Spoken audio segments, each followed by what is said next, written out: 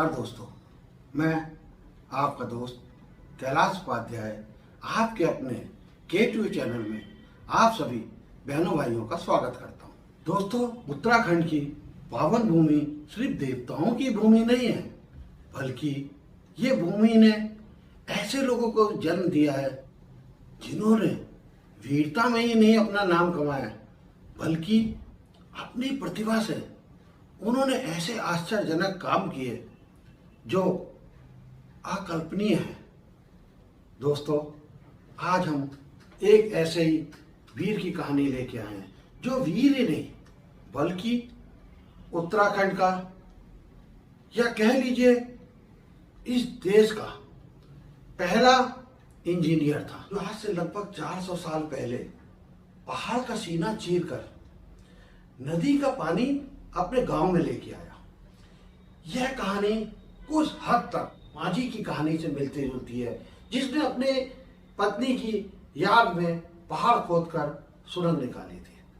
उस माझी की कहानी को फिल्मों द्वारा और प्रचार द्वारा दुनिया में अमर बना दिया गया, जबकि माधव सिंह भंडारी की कहानी उत्तराखंड तक ही सीमित रह गई। तो दोस्तों, शुरू करते हैं आज की कहानी। माधव सिंह भंडारी का जन्म टेहरी जनपद के मलेथा गांव में लगभग सन 1595 के आसपास हुआ था।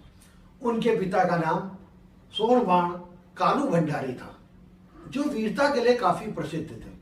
उनकी बुद्धिमत्ता और वीरता से प्रभावित होकर तत्कालीन गढ़वाल नरेश ने उनको एक जागीर भेंट की। माधव सिंह बहुत ही कम उम्र में श्रीनगर की शाही सेना में भर्ती हो गए और अपनी वीरता और युद्ध कौशल से सेनापति के पद तक पहुंच गए।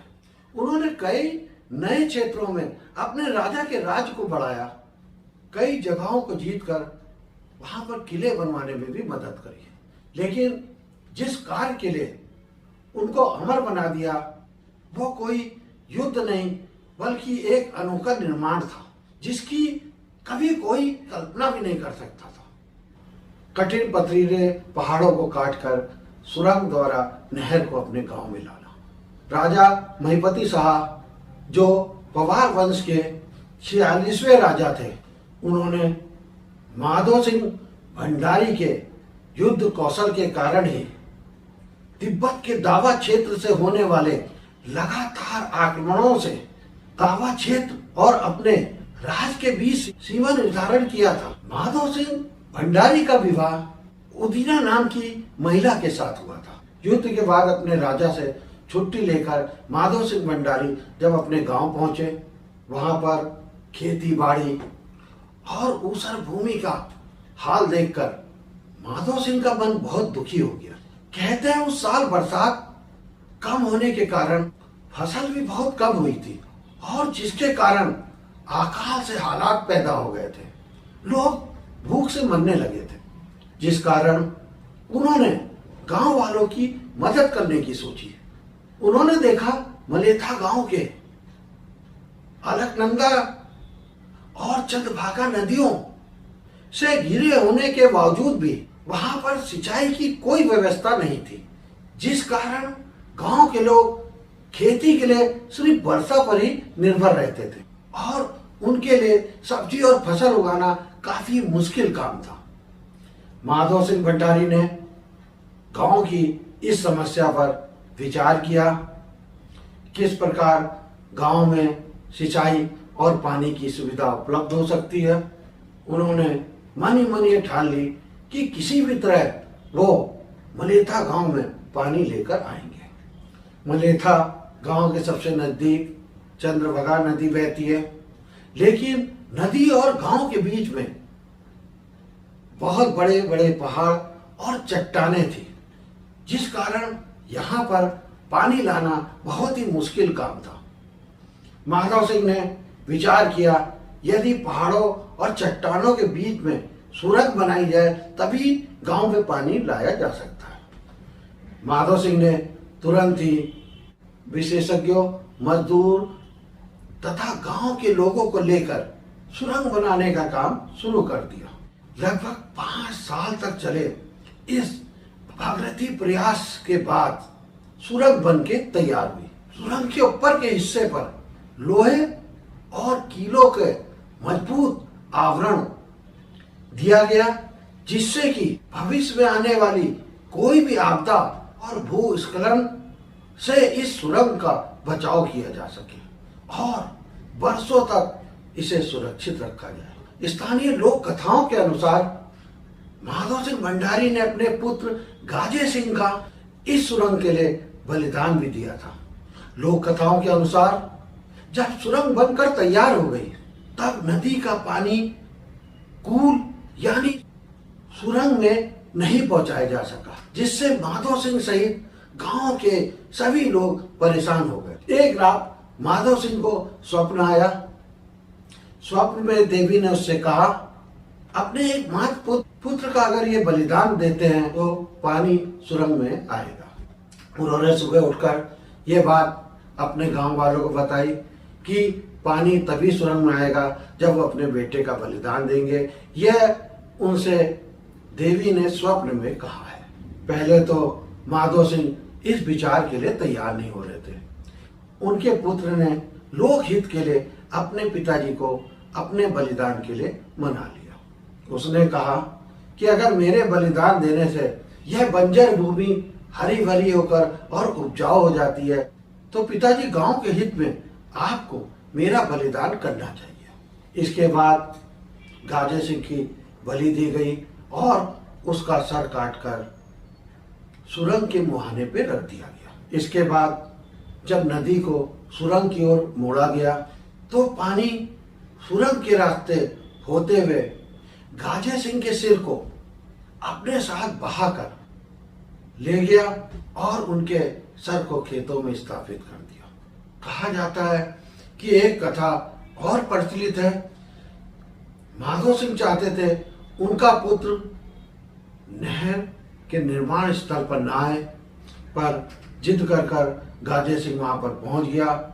उसी समय पहाड़ से एक पत्थर लुढ़क कर आया और गाजे सिंह के सर पर लगा, जिससे उसकी तुरंत ही वहां पर ही मौत हो गई। बाद में सुरंग में जब पानी आया तो उसी रास्ते आया जहां पर गाजे सिंह की मौत हुई थी।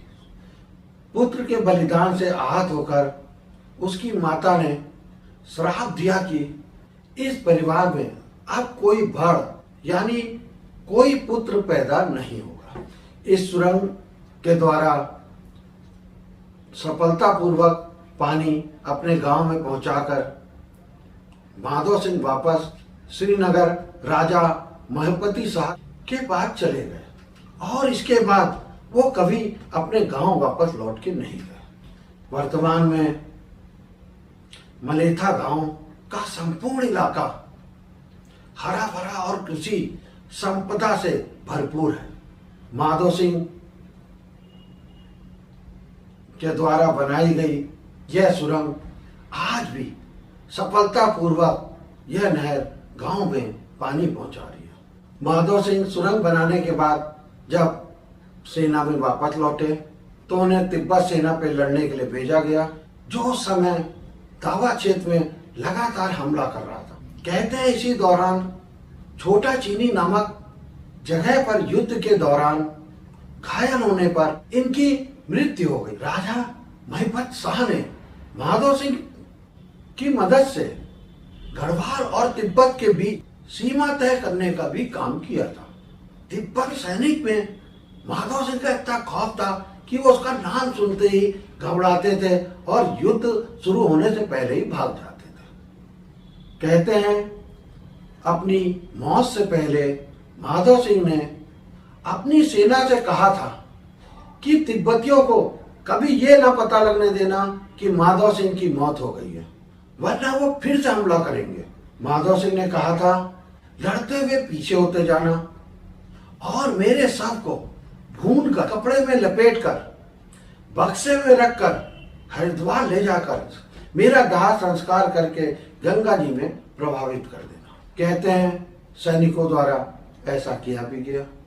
इस तरह उत्तराखंड के महान वीर सैनिक और तकनीकी रूप से सक्षम व्यक्ति का अंत हो गया। इस व्यक्ति के कहानी किस्से आज भी उत्तराखंड में काफी मशहूर हैं। गढ़वाल में आज भी इनके लोकगीतों को गाया जाता है व लोकगीतों के माध्यम से इनकी कहानी को प्रस्तुत किया जाता है। उनके बारे में एक कहावत काफी मशहूर है, एक सिंह रैंद्रों बण, एक सिंह गाय का, एक सिंह माधो सिंह और सिंह गाय का। उत्तराखंड में प्रसिद्ध इस कहावत का अर्थ है, एक सिंह वन में रहता है, एक सिंह गाय का होता है, एक सिंह माधो सिंह है, इसके अलावा बाकी सिंह बेकार है। कुछ वर्ष पूर्व उत्तराखंड सरकार ने वीर माधो सिंह भंडारी के नाम पर उत्तराखंड तकनीकी विश्वविद्यालय का नाम वीर माधो सिंह मलेथा के नाम पर रखने की घोषणा की थी, लेकिन अभी तक इस संबंध में सरकार द्वारा कोई भी कार्य किया नहीं है। आशा है कि जल्द ही सरकार इस ओर ध्यान देकर उत्तराखंड तकनीकी विश्वविद्यालय का नाम वीर माधो सिंह के नाम पर रखेगी। तो ये थी आज की कहानी वीर माधो सिंह भंडारी की। कैसी लगी आपको ये कहानी हमें ज़रूर बताइएगा। जैसा कि आप जानते हैं, हमारा उद्देश्य उत्तराखंड के वीर सपूत, वीर नायक, वहाँ के देवी देवता, वहाँ के मंदिर, वहाँ की जगहों के बारे में लोगों को बताना है। आप भी हमारी इस मुहिम में हमारे चैनल को सब्सक्राइब, लाइक और शेयर करके शामिल हो सकते हैं। अगली कड़ी में उत्तराखंड के बारे में एक नई कहानी किस्सों के साथ आपके सामने फिर हाजिर होऊंगा। तब तक के लिए अपने दोस्त कैलाश उपाध्याय को आज्ञा दीजिए। नमस्कार, जय हिंद, जय भारत, जय उत्तराखंड।